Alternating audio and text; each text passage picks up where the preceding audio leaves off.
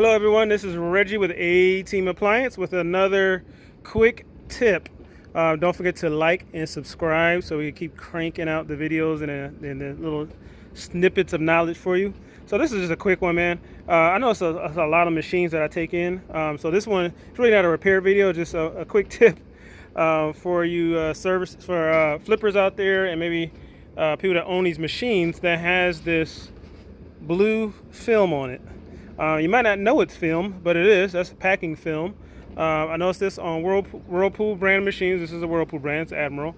Also, some Frigidaires will have it too. And this is actually removable, and it looks really nice underneath. So I took the liberty. First, you just kind of just chip away at the corner here. I kind of pre-did it, so I don't have to be fighting with it while on the camera. And you just kind of peel away slowly. It peels away pretty easy.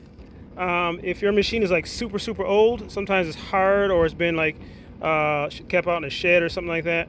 Depends on the conditions I guess the machine was in. But I'm gonna kind of just rip it off and then do it neatly later.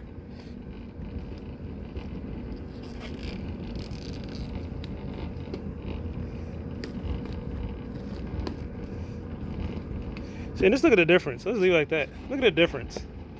Doesn't it look way better than having plastic?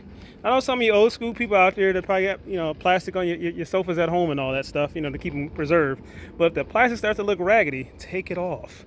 So this is beautiful underneath, well preserved, and that's it. So if you got this plastic film on your dryer, it does come off. If you've got a blue film, most of them are blue that I've seen, comes right off and actually looks pretty nice underneath. This is Reggie again with A-Team Appliance. Don't forget to like and subscribe so you can get more nuggets of knowledge. See ya.